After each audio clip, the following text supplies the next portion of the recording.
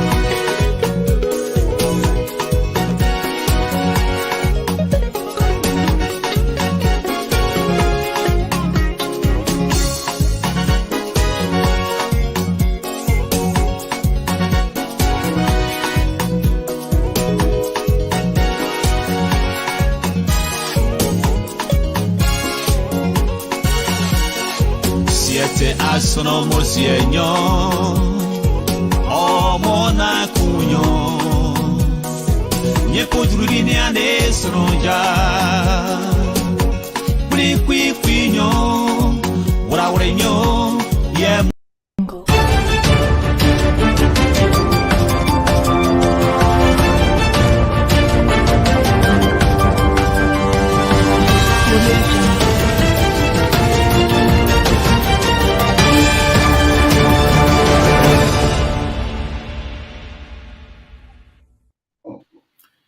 Hello and welcome to Focus on Liberia. This is the Hour of Politics, always hosted here at Focus on Liberia, where we educate, we elevate, and promote all things Liberia. Welcome, fellow Liberians across the world. Focus on Liberia is your network, another edition of the Hour of Politics. Do us that use your favor. Hit that share button, share the broadcast with your contact in any chat room you are, in your WhatsApp chat room as well. Please do so.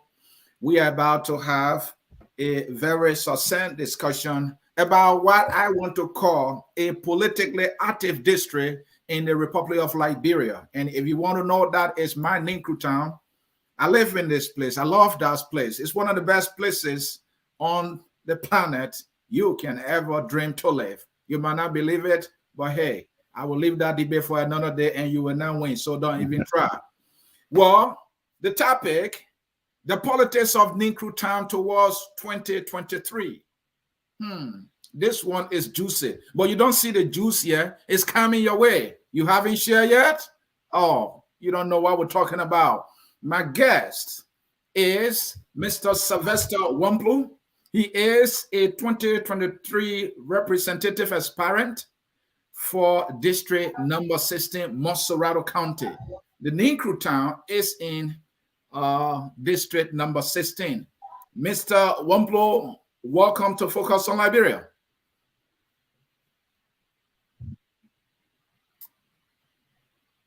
Mr. Wonplue, can you hear me? Welcome to Focus on Liberia.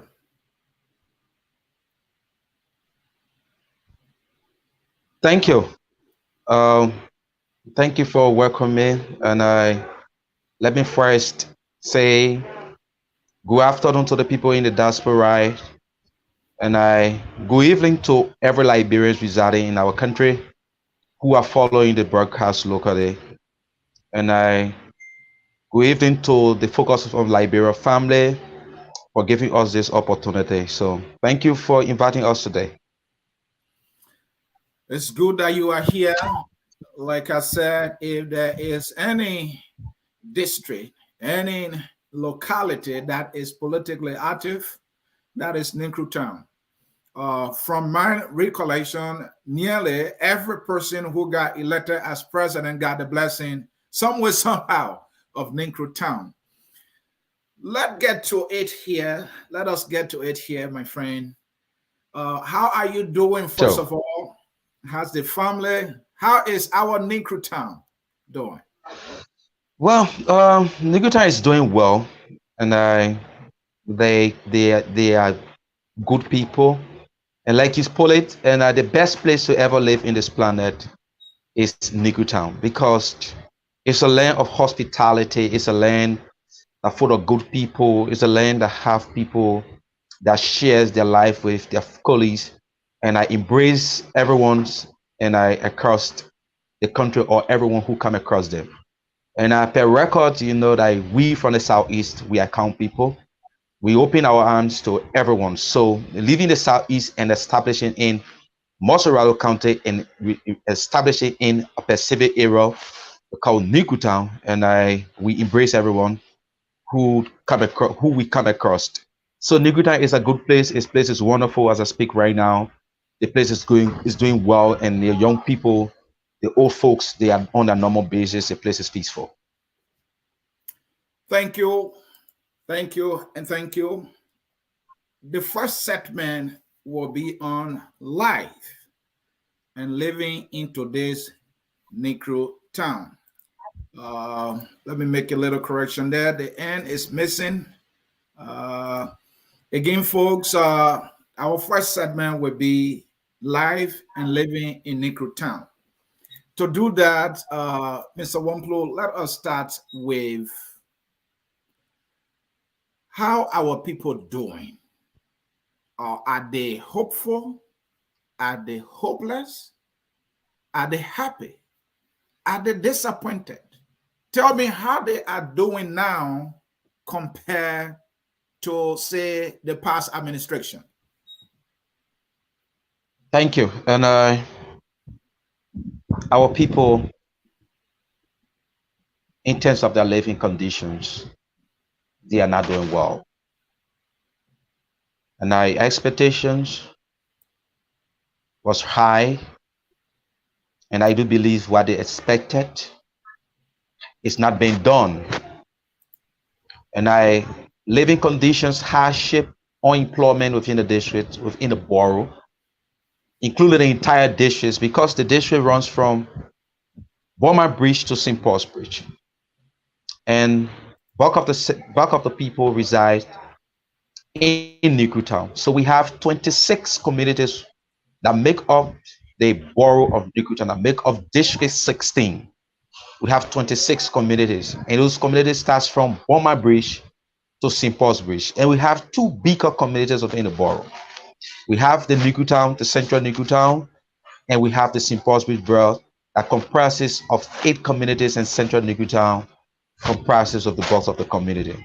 And we have other attached communities like Momotown East, Momotown West, Boma Bridge, Stoughton Creek community, and we talk about Kawa Road Supermarket communities. These are communities that make up the district. But on a fair basis, our people are struggling in terms of getting life to providing the needs for their people. There are a lot of programs that used to take place, like the Beach and Waterway program. That program was one of the most functional programs that were helping our people in the borough. And under this administration, that identical program have been silent. Our people have a government house about 30 plus months for the people without pay. And the Beach and Waterway project is not functioning anymore. And bulk of our people, they are not up to the standard in terms of educations, most especially the local ones, in terms of degree. So majority of the people who does not have degree and they do not have the higher educations, they get employed to clean the beaches. So when they clean the beaches, they get finances. I think government were paying them around $60 to $70 per month. So these people, they are the majority, they are the masses, and they were surviving on that project. That project closed down. 2, and foreign direct investments have not been attracted by this government that will empower more people So the only means of people getting employment within the borough, the few that employ, is through the Central Port of Monrovia, because the borough has some attachment with the Free Port of Monrovia. So we will see some of the young guys going to the port to do hard labor. They are not going to do a hard professional job, but they're going to do into hard labor. So what are the hard labor job within the port? Yeah, they are being recruited from people from the town. If that's the kind of life our people to live, we say no.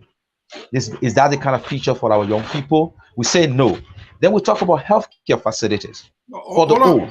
Now, Mr. Wonplue, hold on. I was just asking you yeah, to give us a general overview based on your assessment of how living condition actually is with our people. And what I gathered from you is that not too well, and that things are difficult. So now that things are difficult, let us go into the specifics, and let us start with education, because when you say life is difficult for them in Nicru Town, it will mean, for their children's school, a hospital. So let us talk about those specifics, right? Let's start with education. My question is, how do residents of Nicru Town feel about schooling now, or schools in Nicru Town, children going to school, especially how are they feeling about D12 Memorial High School?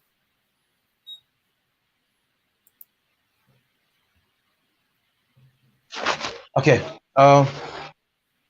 Children are finding it difficult to go to school, to get the requisite support from their parents. And are you as a parent, and every other parent listening to this broadcast, if you as a parent, you are not financially equipped, you won't have the capacity to support your children, right? So because parents don't have job, to keep their children in school, it makes it difficult for their children to go to school. D12 is the biggest high school within the borough. It's the biggest, and it is the only biggest public institutions within the borough. It cannot serve everybody, but it serves the highest numbers of young people in the borough, and two across the borough, not only in the borough, but outside the borough. Students go to D12 to attend. Now, when you look at other private institutions that help in the borough, you will see that you will see children as trying to manage. Parents are trying to manage to take their kids to all of local schools, and that is not up to standard, because they cannot afford to send their children to school where they can be able to get a best education or a good safety environment. Now you will see a church, or somebody will send a church child to a school where the people just have a church building, and they cut the building into blackwood. They cut those building in classes into blackwood, and they have 6-7 persons sitting down on or in that class, or 4 persons sitting on the decks. With that capacity, with that kind of environment, how do you expect our children to learn? That condition is difficult for them, but the parents have no options. They have to accept the kind of conditions because of their present conditions, because they cannot afford to the best of their ability, or they are not fully capacitated in terms of job, in terms of business empowerment. Because we talk about job, we can talk about self-employed and being employed. So when they are not, yeah. Have you seen or visited D12 of recent? Did you get a first-hand look of the facility? How is the school looking? Is the facility in good shape? Do you know of instructional materials being there? For example, the library, are there computers? Is there internet that students there can use, and as well as teachers? What is the entire situation with the school? Is it in better shape now than before, or worse shape now than before? What do you know? The only shape of D12 that I know is to be pinned. So the building to be pinned. That's the only shape. Okay. But in terms of providing the applicable environment for students to learn, D12 does not have a functionary library. One, or functionary library that will have students to do research. There is no e-library. D12 does not have a computer to conduct an internet system or and provide an e-library for our students. That is lacking, and which of course it is a branding, it is a challenge for every student at that level to be able to get the quality educations they need. It also screening us to teachers, instructors at the level of the school to be able to provide the requisite lesson for the student to learn. Because if our instructors or the instructors at D12 don't have access to more information to provide to their lesson or to attach to their lesson, it becomes challenging, and they only select few topics, or they will only teach few topics that is accessible to the students. That's the reason why you see sometimes you understand that we face serious challenges in terms of the new system that have been introduced in terms of WAS. So WAS have been a new system of texting since 2018 up to now. So it gives us a challenge in the process for our students to perform. So D12 is not up to task. Yeah. Okay. So what's about bathrooms? Are there bathrooms? As you well know, we have young women, in the school. Talk to me. Do you have any knowledge about the bathrooms in D12? Are they functional?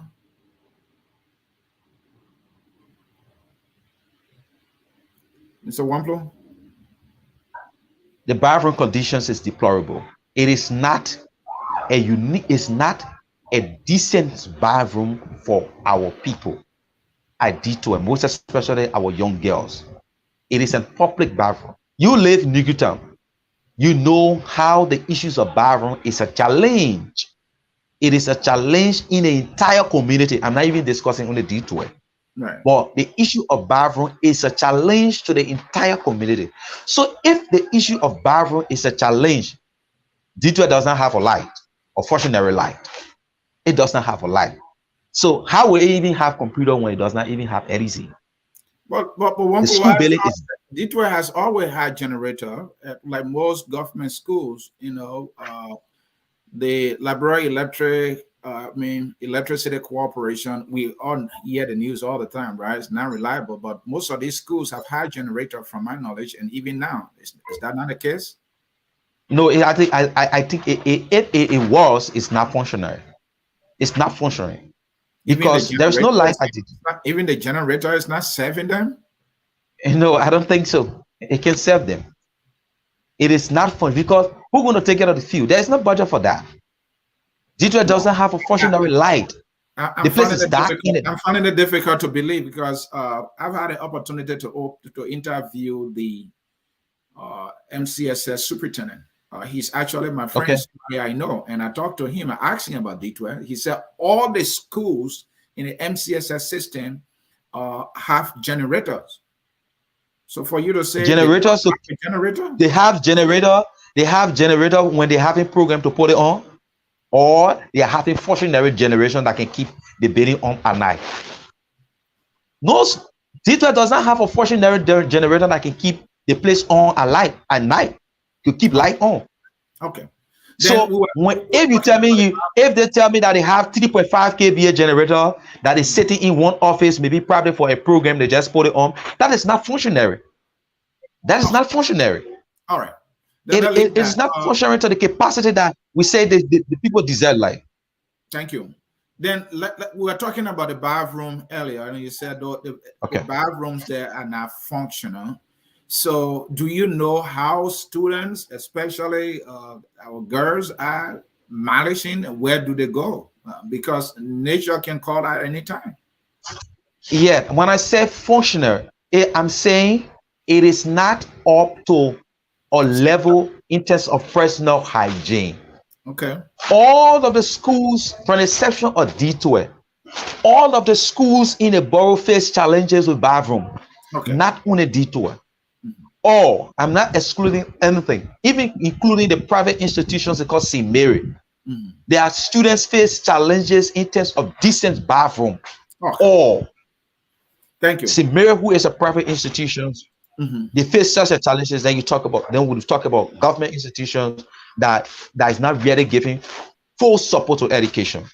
Thank All you. of the schools, I'm not going to discuss in detail, all of the schools in the borough. All right, let's talk about health and sanitation in Negro Town. I want to know, do the people of Negro Town see Redemption Hospital as an example of a better healthcare provision for them? I guess my question is Redemption Hospital serving our people in better shape than before, or what? Well, Redemptions is doing well because Redemptions is the only referral hospital, and it is the only hospital that is more accessible to the people of Negro Town.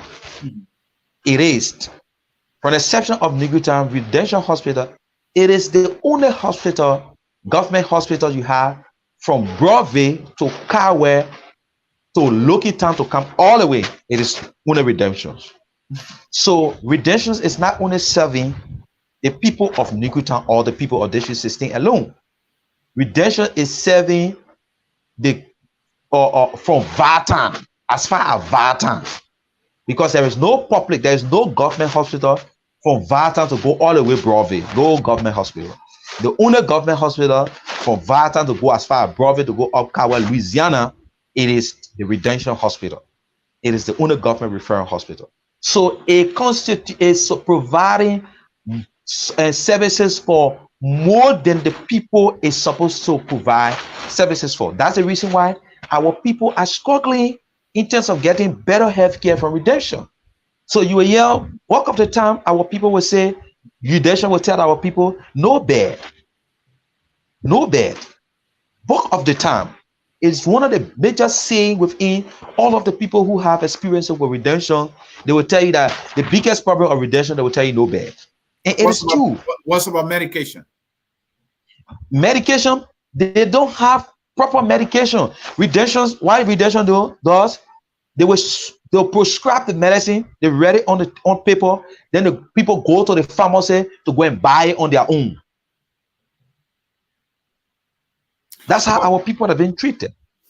Maybe someone might think that that means the provision of healthcare has advanced in Liberia. That is how it is done in most Western countries. So you go and see the doctor, examine you, they do the diagnosis, and then they give you the prescription. You go and get your medication from the pharmacy. Okay, so if people will see that and as an advancement, well, it is a challenging because it's something new. When being past government tenure, and government will have a very good pharmacy that will be able to serve the people. That's what they used to. I'm not saying it cannot be changed, no, but it can be changed in the process where our people is being given first aid or our people have been empowered with drugs.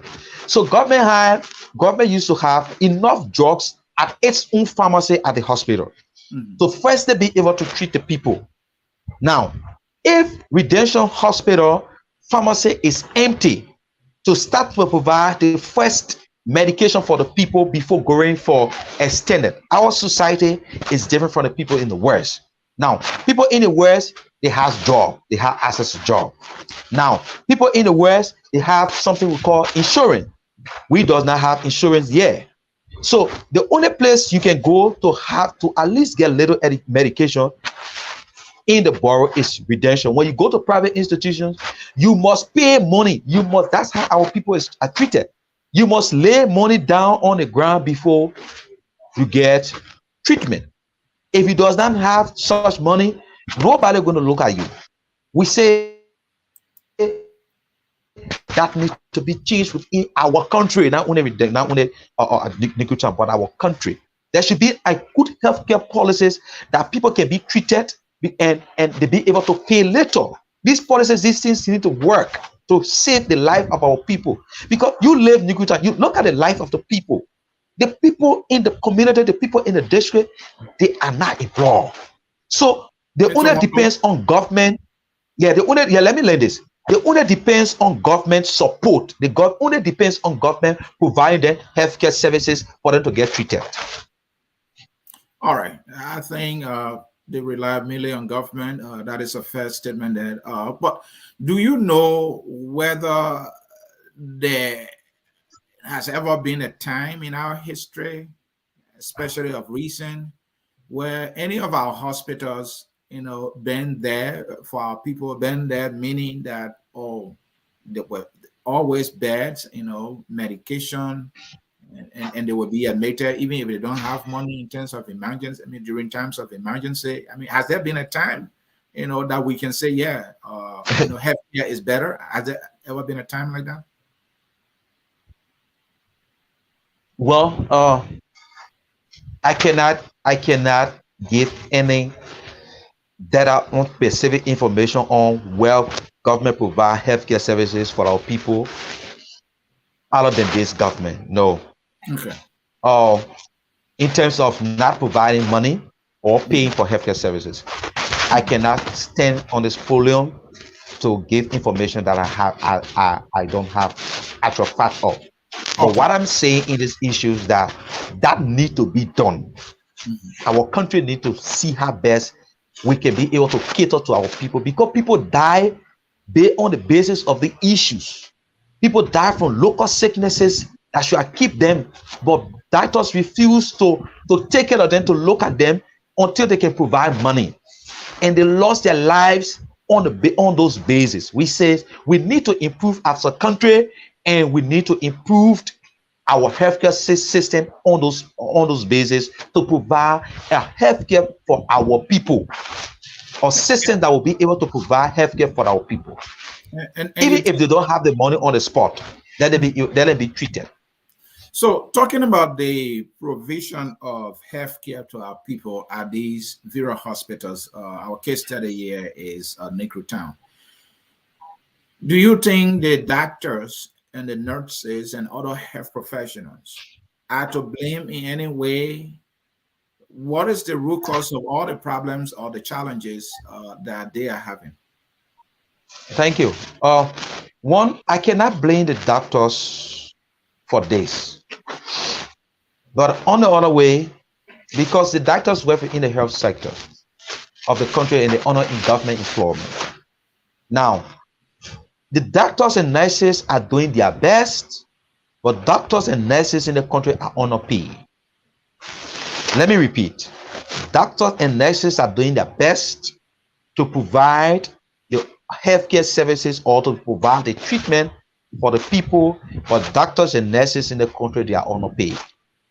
Nurses don't have enough pay or salary that is attractive. Although they make a commitment, they make a vow to serve with dignity, to serve with passion, no matter what the condition is. They should be able to serve the people or to serve any patient. But what is the discouraging thing about this? People will not go to job and they cannot have salary. They cannot have enough money to be able to take care of their family. In order to do that, government needs to also provide more facilities to the government hospital, more especially to residentials. Not only residentials, but to all of its hospitals in every department, whether dentist, the dentist department, in every department, those departments need to be functionary and be able to give those people the support that they need in terms of budgetary support. Now, sometimes redemptions go out of current, redemptions go out of fuel. People will go and donate to redemptions. In recent time, people were trying to see that will have a little bit increment in the budget. Now, where is it? Under the past administration, redemption budget was up. Under this administration, redemption budget came down. That is a challenge for the hospitals. Are you saying the proper government called redemption? The proper government, yeah, it brought the redemption, it brought redemption budget down. It is a challenge for the administration at redemption. The budgets they were operating on under the past year, they have to drop it. We are talking about improving healthcare services. Now the budget have dropped. It is this year when it was not. The proper government is trying to cut down waste and abuse. Maybe there was too much money given to Redemption Hospital, and maybe the money was entering in individuals' pocket. I don't think that redemption fundings at the time under the past government were even enough, because the money we're discussing was still a challenge for redemption. Okay. They were still crying for no bed. So if it was a challenge for them, if they were getting 500,000, for example, and 500,000 was a challenge for them, now you reduce the 500,000 to 400,000. Also, for example, I'm not saying they were. I'm not giving the actual figure. So if you change, if you reduce it, it becomes a double challenge. So redemption is facing a double challenge in terms of providing healthcare services for the people. We heard a lot of stories. No gloves, people using torchlight, people using phone lights, patients being asked to buy fuel for generator before their loved ones can be admitted. Sure. Are these stories actually true? And to add to that, even some staff at a Redemption Hospital being accused that they are taking the medication to their private pharmacies. Are these allegations or rumors true in any shape or form? Those allegations of not totally admitting, but these allegations also serve truth.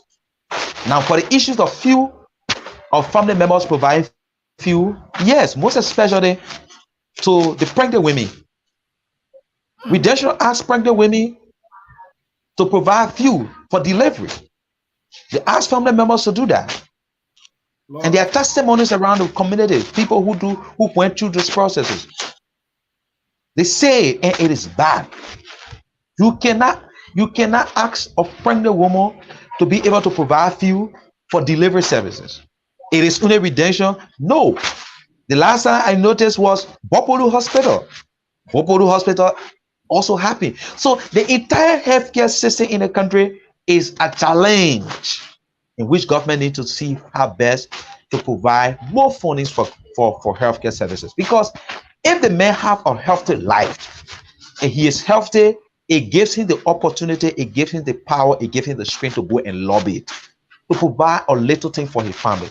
But if you are sick, definitely you have no opportunity, no means to go. It are extra burning on your family and after hardship. And our people are going into hardship. And if redemptions is not providing the services for them, which it is the only hope of them going to and paying less money, because redemptions, we people say it's free, but from our own observations on our people testimony, it is not totally free. Because there are a lot of things they are not totally free. Because nurses will tell you this free, but sometimes our people are saying that when they go to the hospital, if you don't provide money, if you don't even give the nurses money, your document will not even go through. For you to even see your doctor, it will be a problem. These things happening at the hospital, we say it need to stop. We will not sugarcoat, we'll not be advocating for nurses to get good salary and then also leaving them, allowing them to ask our people for money before they can see a doctor. We cannot play a double game for you. You can benefit from us two times. We say no. We are advocating that all nurses in the country be given better salary, but we are also asking nurses to stop asking our people for money before they see doctor. Thank you. Well, the issue of sanitation has been a concern in Negro Town, like every community in Monserrato County or Morovia, to be specific, right? How is it now? When I was there, I used to see the option that many people had was to go on the beach. And I remember seeing, the community infested with stockpile of debt. And how is it now? Stay the same?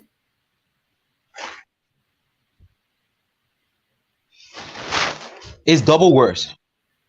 Still the same, a double worse. Hmm.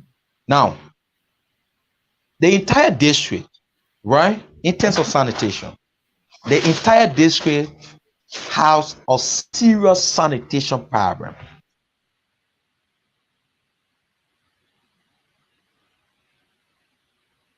Central Stoughton Creek community, Skywest Supermarket, the Bomber Bridge, the entire district have sanitation problem. Central Nickeltown people are still toileting on the beaches. They still use the beaches to toilet. Despite all of the mechanisms being put in place by Maritime for people to clean the beach, people still goes on the beach to toilet. It's still the same. People in Nickeltown don't have bathroom in their homes. Majority of the people does not have bathroom in their homes. And you know the type of houses in Nickeltown, right? Bulk of the houses, they are zinc-round houses. So bulk of the houses, they are zinc-round houses. So majority of the people don't have bathroom in their homes. So what they do, they stay taking bath outside the bay or lay zinc, and you know, the lay zinc closing something outside, and they take bath. It will pollute the environment because it does not have a separating. Am I lying? It does not have a separating. You just close the community, you just piece of land, you just tie zinc around it, you put rock in that place, and you say people should take bath there. And they take back the dirty water comes where it can run back in the environment, it can run back into the homes. So it's not healthy for our people. So it is a challenge. So the issue of sanitation is bad. So we say that first of all, we are about to enter rainy season. It can be another challenge for our people. Everywhere in the district going to be flooded because all of the drainages in the district has been clogged. Tomorrow, I have organized a Momota East, one of these communities, will be doing a cleanup campaign there. And one of their challenges is it is a drainage. Because at the end of the day, children are at risk, they walk in water up to their stomach. People build bridges or market bridge because stake. They put a stake up in the air because all of the drainages are closed. And we are saying that our government, this leadership under the borough governor, the city lawmaker, they need to put things in place to make sure that every rainy season, because we from a slum community, we always proud to say we from a slum community, but we are now working on the remedy to be able to reduce flood and the dirtiness of the community. We need to empower the community, local leaders to ensure that all of the decks have been removed and our people clean the environment. That's part. We don't have the hand to build bathroom in all of the houses. We don't have the capacity to build toilets in all of the houses right now. But what we have, we need to be clean. So and they need to do it. Let's talk about the Dwala Market. And I know the newly constructed one is completed and it was dedicated, and the people of Nickeltown must be happy. I think politically speaking, this might be something to give them reason to look at a proper government in a more favorable way. True or not? The market is commendable. I must admit, the market is commendable. In terms of structure, it's commendable. In terms of monetary value, it's condemnable. Because all of the citizens, if you ask them, they would jubilate for the structure at the time it was dedicated. But the government used $4 million on such a structure that does not make sense. Because the entire market is situated to a good place. It's a good place for its being to be upgraded. But $4 million to be a zinc-round market, that is a challenge. That is something is called contradiction. Hold on, Mr. Wonplue. The market, did you say, is a zinc rounded built market? It's not concrete? It's the entire market. The entire market is a zinc structure. The only place that you see the concrete is the front design and down to the bottom, short to the bottom. at the front part. But the entire market, it is a zinc market. It is a zinc. Don't see the light. Maybe Don't it's see a it beautiful molding. by the Maybe it's a light. But the molding. entire market that have been, if I was saying maybe it's a molding, sophisticated, durable, and expensive, or it is kind of zinc, maybe environmentally friendly. We are in the okay. molding days. Don't you think so? Okay, we agree. Okay, let agree, but we have to I'm just test it. Don't asking. forget don't forget we are living inside the sea. The sea don't joke with aluminiums. The sea don't deal with asbestos zincs, right? The sea, it eat up zinc so easily. The salt water. So don't forget we are right near the sea, and the salt wind, it don't joke with zinc. Now, if you say it is a sophisticated, then we look at the term, the lifetime it will spend for our people. But our people are complaining. Majority of them are happy that we have a market, yes, for economic value, but they are also complaining about the zinc because it is a zinc structure building. We don't know the lifespan. Mind you, if that zinc goes for 10 years, it's going to have a problem. You're going to have a problem because it's a zinc.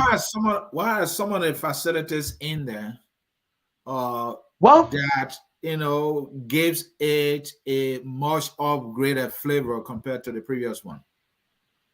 now what we expected from there is they have a bathroom. One, the Okay. first one never had a good bathroom. They have a bathroom, Mhm. but there's no school, and which of course is very important in building market because our marketeers, they comes in the morning to the market, and their kids, the smaller ones, right? The smaller ones stay with them in the market. So in a multi-structure building, what we anticipated that if it was not high school, the government should put an elementary school for the children, for the parents who comes to market to do business for the children to go to school. Now, when you And come you to mean, Waterside Market, mhm, Waterside Market have a school. Waterside Market have a school attached to West Point. That's just a reference I'm giving, right? yeah. They have a school to maintain those parents, those kids that come to the market with their parents, and that's another opportunity to empower or to educate our generation, right? The little to provide education for the other people. That is not done. Is something that government need to look at. Now, in terms of space, our populations in the district, the market cannot serve the number of people. And that's something I'm saying that the governor, the representative, they need to stand on their feet and all of us. And I'm on this platform, I'm going to engage another platform. They are being noticed that the marketplaces is not sufficient for the people, but the market authority, they are taking money from people to get space in the market. Government need to look at that. It will be a challenge. It will get a feedback. But in terms of economic benefits, I'm saying that the market is good in terms of economic benefit because it provides a space, it provides a good space or a good environment for people to sell. That's why it cannot contain the number of populations that sell in Dwala Market. Because Dwala Market, I think it is the third biggest market in the Republic of Liberia. You gotta get Rele, get Waterside, and you get Dwala. And the populations in Dwala Market, that identical market cannot maintain the population, but it is good. The environment is 100 times better than the first environment it had. Thank you so very much. She said, in terms of structure, it is commendable. But when you look at the cost and you compare it with the value of what has been built for our people, it is condemnable. Focus on Liberia, the hour of politics. Ansony Sieh, your host. If you are just joining us, we are broadcasting from our headquarters in Atlanta. Our guest today is Sylvester Wonplue. He is a representative aspirant for district number 16 and Ninkru Town is in district number 16. The topic for discussion is the politics of Ninkru Town towards 2023. Mr. Wonplue, you have articulated the conditions of our people from healthcare to education and how they are fending daily, the sanitary condition of the place. 2023 is next year. Liberia must decide a president. Ninkru Town is Liberia. Liberia is Ninkru Town. With all the challenges you've articulated, these are the things that voters will be basing their decision on. When you look at all these things that they complain about, that you see yourself, you talk to them, you are running, you talk to them. My friend, you think Ninkru Town going to make a decision that will be easier for them or difficult for them? Ninkru Town have a choice. Ninkru Town have to make a decisions that they need to improve on it. Because there's something that I don't support today, I don't support tomorrow. It's something we call tribal politics. Tribal politics, if you look at it, it sometimes make us make wrong decisions. And I'm against tribalism politics. I see every Liberian equal, but I also respect people with their tribal background because I'm a child of the Southeast. I must identify with my people, and everyone wants to identify with his or her people. Now, here is it. I'm not saying Ninkru Town have never voted the Unity Party, or they are good people. There are other people. Ninkru Town have performed. There are other people who try to change the narrative. It is not easy, but they need to.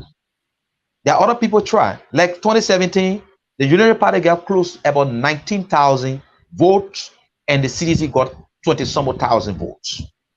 That was a competitive decisions in the district.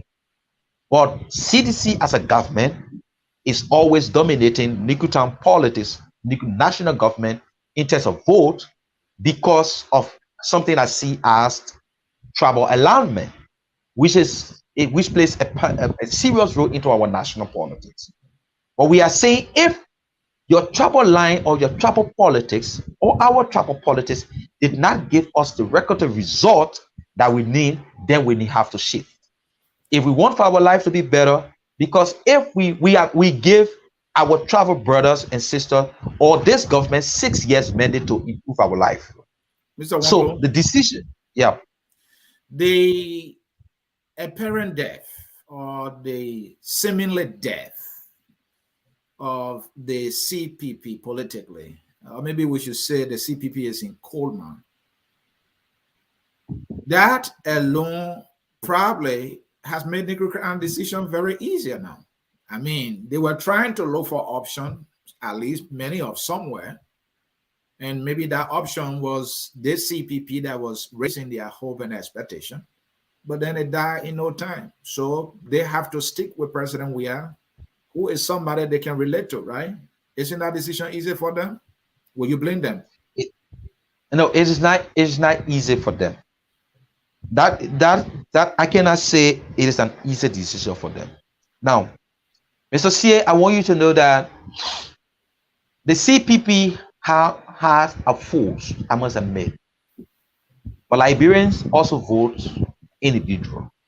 Okay. And I tell you, no matter what the strategy it is and what it should be, the two formidable forces in the country for 2023 is Ambassador Joseph Boakai and Ambassador George Manneh Weah, President of the Republic of Liberia. Are you sure those are the only two forces and supporters speaking? We hearing about those two. He has. They are the two major. Well, you don't consider Tiawan Gonglo is an Cummings as a major force as well. Tiawan Gonglo is a man with integrity and character who served this country with dedication. I respect him a lot. But it is the voters going to go his way I said no. The voters won't vote this way. They won't. Sieh Gonglo is also fighting something we call trouble line. The Nimba politics, which is the manner and the geopolitics, he has to settle down. It's a challenge for his political ambition, which also was a challenge for his sister Edith Gonglo well. We from the Southeast, we have two major sons that makes him headline in the politics. Ambassador George Weah, President of the Republic of Liberia, and Mr. Alexander Cummings. They are the two Southeasterners. They are making headlines in Liberia politics. Let people get me clear. But when it comes to numerical strength and traditional connections with the people in the Southeast, Ambassador Weah will come above Mr. Cummings with our setting of politics that we need to change. Let Liberians hear me. When I say this, then people say, what change you want to bring? The change we want to bring is what we are driving to. When you are not circulated around the people, it becomes a challenge for you. If today there is an election in the Southeast between Ambassador Weah and Mr. Cummings, who are two sons from our place, I'll tell you that Ambassador Weah will come above Mr. Cummings. And let me follow up here quickly. We are told, and it's a fact, that Cummings once lived in Point 4. So when you're talking Point 4, that is Negro Town. So here is Negro Town with two sons or brothers, right? One is president, and they are not feeding as they expected. And there is another son who say, hey, if you're not happy, try me. Why you think they can't try the one who is saying, yeah, I'm a better guy here? Talk to me about that. So that's why we say changing mind and changing attitude. Okay. Changing mind and changing attitude need to be conducted in Negro Town. We need to change your mind and we need to change our attitude. Can we look at the receptions in terms of welcoming Mr. Cummings in the borough of Negro Town and look at the receptions of welcoming President Weah in the borough, even at the time he was not president? Let somebody tell me, when President Weah was not president, when he enters the borough, when he is entering the borough of Negro Town, the reception is high, right? Now he is president, and I'm not sure that he is living up to the expectation of the people. Mr. Alexander Cummings is a son of the Southeast, reside. His former resident is Point 4 supermarket company. When he is entering the borough, Negro Towners pretend that everything Cummings not coming. You see the difference? What is that? They don't know him. They don't like him. Probably they choose the issue of settlement and political party line. Probably they will accept him. Maybe probably when he joins CDC. So they look at the party. Is Negro Town predominantly CDC? So Negro Town is predominantly CDC. Okay. But with the past election results, Negro Town have dominated the elections, or CDC have dominated the elections in Negro Town from 2005 up to 2017. Okay. Let me admit on this platform, CDC got the higher votes, and the only political party that pull up a challenge or that can put up a challenge to the CDC in terms of getting good votes, it is the Unity Party from the past, from 2005 to 2017. All right. The rest of the other political parties, they can get the least number. Sometimes they can even get 2,000 votes in the entire district. So, Mr. Wonplue, you have made it known that after all is said and done, your face will be on the ballot to represent Negro Town. The current representative is a sedition. I'm talking about the Honorable Dixon I don't know how he pronounces his middle name, or Wrawley. Wowly. Yeah, Wrawley Sibo. And he's also a son of Ninkrutan, just as you are, right? And he comes for the party, like you admitted. It's predominantly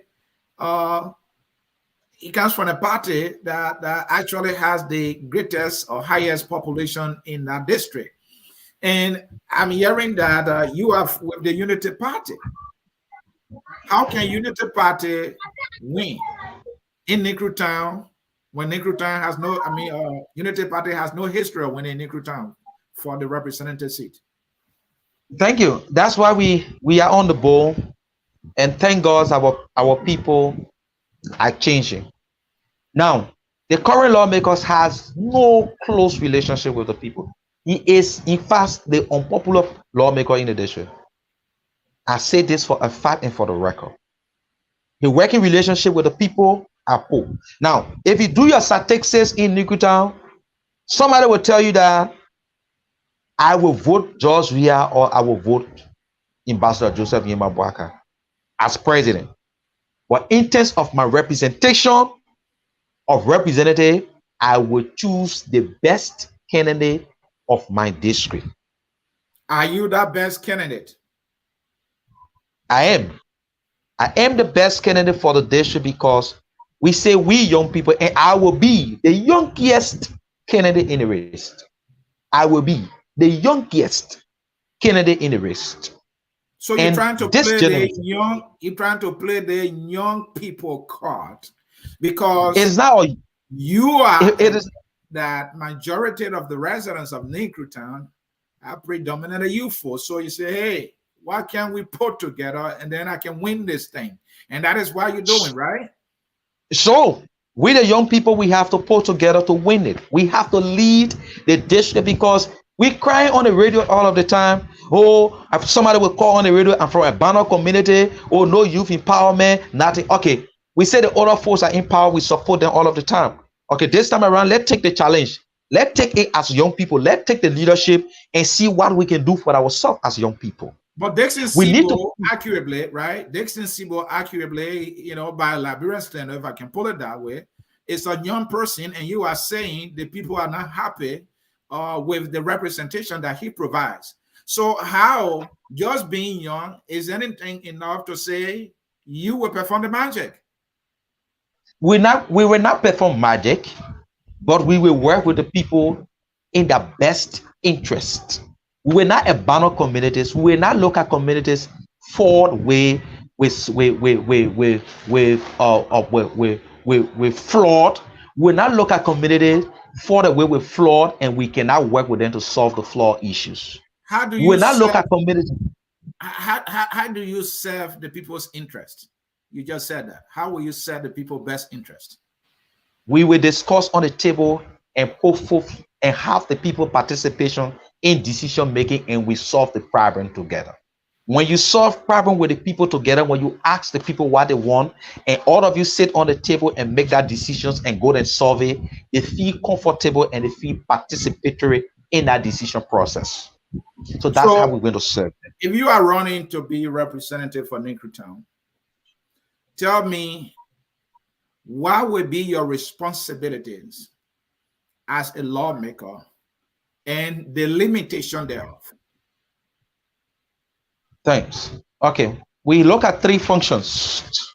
The first thing, we have to look at our representations. We have to represent the people into parliament. That one thing.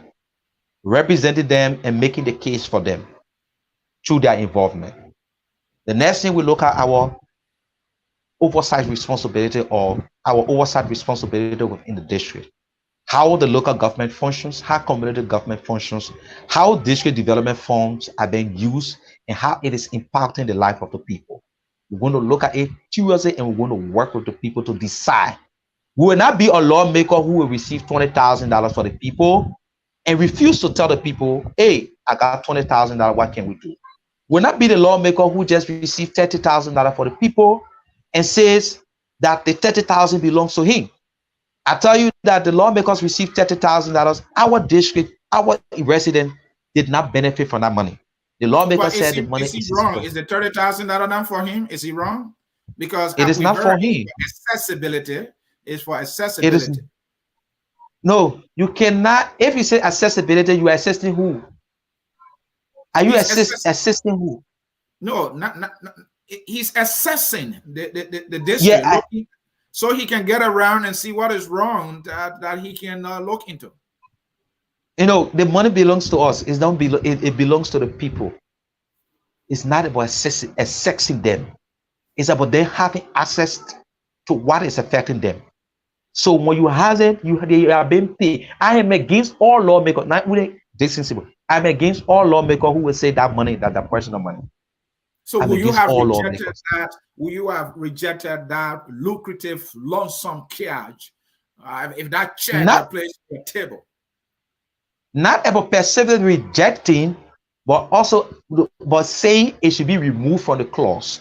It should be removed. That line of that Be removed should from be the removed budget? from the budget Why? line. Why? Now it should be directed to district development fund, and let it be done by late. Let it be done by late, and working in consultation with the lawmaker office in collaboration with the district development, the district development council of the district. When the district development council analyze a project, work with the people and have an agreement to implement a project within a particular community within the district, the list will work in collaboration with the district development council, and they will implement that project without the involvement of the lawmaker. The lawmaker is only going to play an oversight responsibility into that funding, not to have access to the money. We don't want to have access to the money. We only want to have an oversight responsibility of such funding to ensure that list is working with the district development council to ensure that the project that is being earmarked and agreed upon by the community people, it is implemented or it's done. Mr. Wonplue, our country Yes, sir. is facing so many challenges. The lack of professionals in so many areas cannot be overemphasized. You are a young man. It seems now that every young person in Liberia head is in politics. They want to be minister, they want to be senator, they want to be representative, they want to be governor, they just want to be everything government and nothing else but government. Who will be the next engineer of Liberia? Who will be the next doctor of Liberia? A very young person, including you, running to be representative of a public office, because we've had public officials every time, and Liberia is still where it is. Don't you think it's about time that those of you who see yourself as young people look in other direction of employment and professionalism and service to the nation other than politics and politics? Thank you. Yes, then. One challenges we facing as young people or as a country, for which of course you see young people also go to politics, is the issue of the private sector. Our country set a history where government is the higher employer in the country, and the private sector is there. People will have engineers. Now, look at the University of Liberia that produces engineers. Go and see the engineer department. Are they up to standard? Are they getting the requisite education for engineering? A student will graduate from the agricultural college and he cannot drive a tractor. The University of Liberia does not have a tractor. And they are putting out graduates from the agricultural department. It is realistic. It is well prepared to do an agricultural work, to go into the agricultural field. We say no. That's the reason why we say, okay, this batch of generation, we are complaining that they are failed. We need a new face. Young people need to go that, okay, I'm speaking from the administrative background. I graduated from AME University. I got a bachelor degree in public administration. The way I got my feet of sturdy. I did my feet of steady. Now, the issue here is, are these things being put into place, of which of course we are crying? They are not put into place. For the reason young people are crying all around. So we're saying that we want to go and change the narratives. We want to debate the issue and ask the tough question: why is it a university?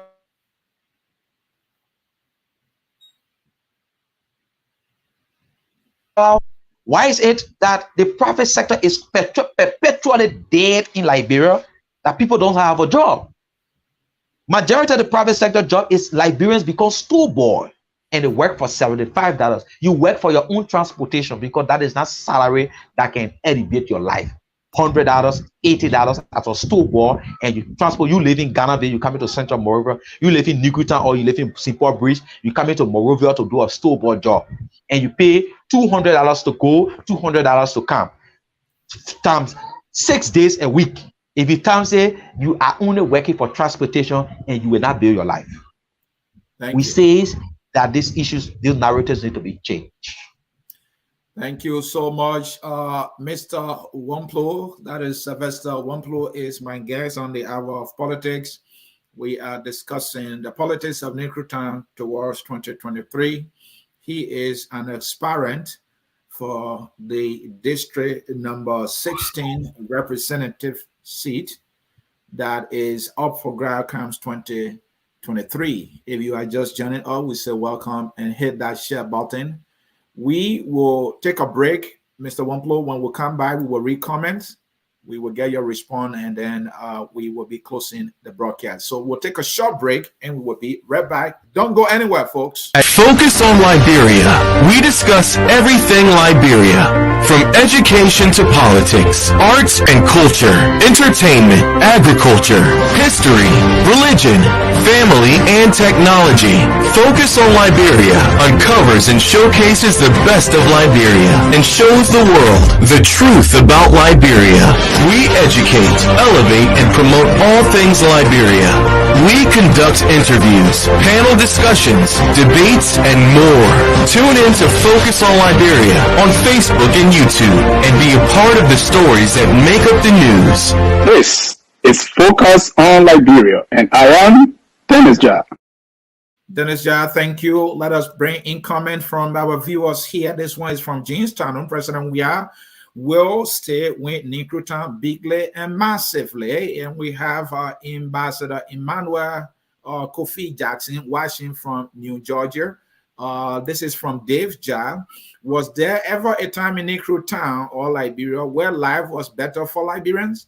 What will improve Liberians' living standard are jobs that will pay them reliable wages. If Liberians do have incomes, even skyscrapers and 10 lanes highways will mean little or nothing to them. So he's saying you can have all those things. If you don't have a job to even drive on that road, it will not mean anything to you. This is Jeremiah Jeremiah Bayoga Senior writes, bro, Wonplue, when it comes to high cost of living, which is due to the increase in rent, food, transportation, etc., you need to meet with your senators, representatives to pass laws to govern or control the process. What are your senators doing? He writes. Healthcare, like from Yamfor, spending on healthcare is not wastage. He writes. Bill Willie, can we relocate the area of Nikutan? He's asking. Let us hear from Poor Ellie, and we have filled Nikutan. Alexander Benedict Cummings will deliver all of the Liberia, all of Liberians, or all of Liberia, including Nikutan. That person writes. Let's hear from Paul Sandy Pato. This is the price Liberia have to pay. Liberia has to pay when we vote against her. That person writes. Let us hear from Paul again. My question to Mr. Wonplue, are you saying 4 million Liberian dollars or 4 million USD? That is US data. Bill Willie again. Oh, I see now we I see now where we're going. He writes there. They hear from Giflope Goya. I hope when you are elected, in whatever position you are campaigning for, you will build the school near the market to enable market children to attend. You guys criticize everything the government does without providing solutions.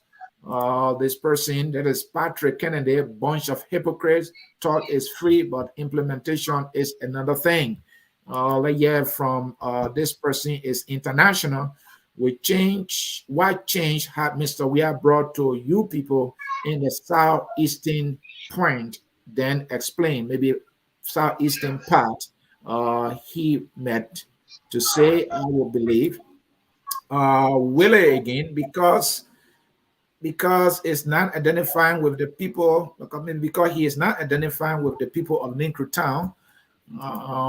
But yeah, from Martin William Brown, an ardent follower here, focus on Liberia. It is his duty to build schools. If he's running for the representative seat, he asking a question. We actually get politics mixed up in Liberia. That's why politicians steal to certify our naked quest. It is so sad. Yeah, from Dwala Market here, United Party has their candidate, and they are not willing to forego Honorable Robert B. Tier for one Sylvester Wonplue. Someone is throwing a shot at you there.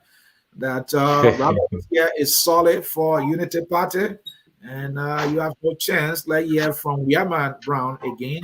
If opposition can win Monserrato, I think the coin have turned. I believe strongly that anyone can win election. In any sedition stronghold. Liberians are gradually thinking beyond party lines. I really don't know what your quest is bringing. I mean, your guest is bringing to the table in terms of representation, but 2023 will be a different ball game. We hope it will be different because it has always been the same. Elizabeth here writes, he's making sweet mouth now. When he gets there, his talk will change. He will know who to go around, and he will not maybe visit his friends again. I'm just adding my own. Lawrence Fowler, right? I see corruption dripping off of his mouth with his. So, let me leave it there. Take your time to write your comments here. The candidate you supported during the senatorial by-election received the same money you are against today. What was your response to him for collecting such a huge amount of money? Yaman Braham is basically, yeah, this fellow is a complete sedition in this guy. They follow the leader. I don't know if you're talking about the guest. Lawrence Fowler again, are you going to ask questions or enacting laws to improve the system? Few comments there. You can respond. You don't have to do everything because of time. Let me get your general response to the comments. Okay, and let me respond to the first comment that touched my mind, and in terms of I'm a solution and I come in common close. So that person who wrote the comment, I've never joined CDC in my life. No, I have joined one political party in Liberia, which is the Unity Party. And I am the official spokesperson of the young people of the Unity Party Monserrato Youth Congress. I hold a position in the Unity Party. I'm not just a member, but I am the official spokesperson for the young people. Now, somebody talk about it is the responsibility of the lawmaker to build schools. And I do believe since we started this discussion, we did not say that the lawmaker should build school. We were discussing how government should improve the education sectors in terms of giving them quality educations, providing a good environment, providing healthcare healthcare services, and also improving the libraries and providing e-library. We say government. We did not refer to the lawmaker himself. Somebody talk about Robert here is the candidate. He's a sedition. I know Abednego well, and that's the kind of politics they want to play because we are coming with a young people force. So they only believe that they want Robert here to contest. because he feels that Robert here is not up to the task. So they will play on his intelligence and play on integrity and play on his minds and get a free ride. But this time around, we say the young people are going to take the charge of the responsibility, and we're going to make sure that we win. Now, somebody says they see corruption creeping from our mouth. We are not part of corruption, and we will not. We are not a sin. We are not Jesus Christ, but we have law for our country, and this is why we want to change the narratives. All I want you to do, my brother, join us, support us, and give us all of the ideas. Put us on track when we make errors. Make us suggestions that we can make to national government, that we can make the case if we have the voice, if we are in the positions to make the case. We will use your suggestions to better our life on what you want Liberia to be. So that's the recommendations and the motivations I have for all of the followers and people who are watching, that we need your ideas, we need your support. We want you to guide us in the process whenever we are going astray. But we love this country. I love this country, and I'm willing to work for this country. Like this is my analysis that I make to everybody. I'm going to work with the young people, and I'm in my 30s. I'm 35. Now, I'm in my 30s. I'm going to work with a bunch of young people. I do not see 6 years or 6-year period to be a lifetime job. I'm not looking at the legislatures and employment era. I'm looking at the legislature to serve, and 6 years cannot serve my entire life. I'm going to work with a group of generation. Those people, if I tarnish my reputation, I will never be trusted in society anymore. So 6 years is not something big. I'm endangering my future right now. To serve, any mistake I make, it will tarnish. I'm going to go quiet in the country for the rest of my life after 6 years. So it is a challenge for me too, as a young man going into national politics, to make the case for young people. So based upon this challenge, we are going to stand and pray to build and live our life on the principle that these generations will continue to elevate us, and we'll work with them and ensure that Liberia get better. Thank you for coming. We will not make this interview the last with you as you begin this journey of active participation in politics at the national level. Nkru Town and the people of Nkru Town, like most communities, do need a lot of help. And that help must come from all Liberians and even our government. Nkru Town is in despair economically, especially when it comes to basic social services. You want to represent them. How can you assure them that there's a better day? And how would that better day look like? Your closing, please. Well, the young people know our stand. And from 2018 up to now, I have been one of the young men who have not compromised his future and have not compromised the future of the young people. I have been, among all of the young people, the largest voice to marking government and what the people life deserved. And in those aspects, these are things that motivated us, and look at our people being abandoned, and with the kind of representation they expect and the kind of life that we expect them to live. One of the commenters said, our people cannot, skyscraper, roads, cannot improve their life when they don't have a job. We look at the unemployment rate, we look at the number of young people that stay on the street at this hour. Energetic men, they beg. We say we get something we call let's compare notes. We see a lot of our brothers and sisters are comparing notes. It means that when you have $10 in your pocket, you share with somebody and get them 5, you take 5. The man will always ask you for let's compare note before he have a food to eat. We say that needs to stop as a country with the kind of resources we have. If the national legislatures can have men,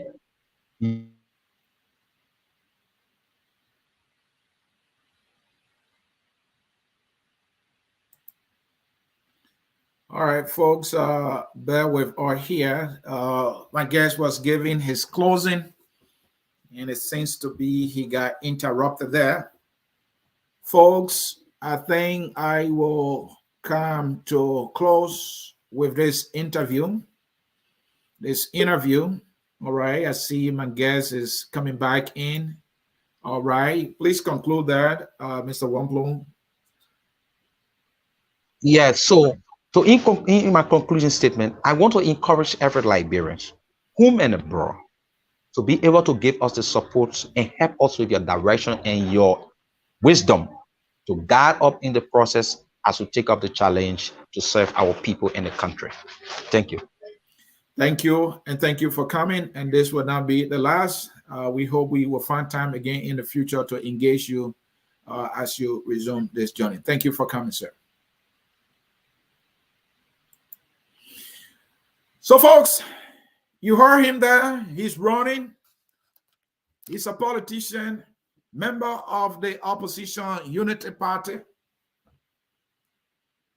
He wants legislative power to represent my Ninkru town, our Ninkru town, a district that is politically very active. We say thank you for watching. When we catch you again, you will see me, and I will see you. The song says we are all Liberians, and as always, that song is closing us right now. Have a nice day, folks. We are Liberians.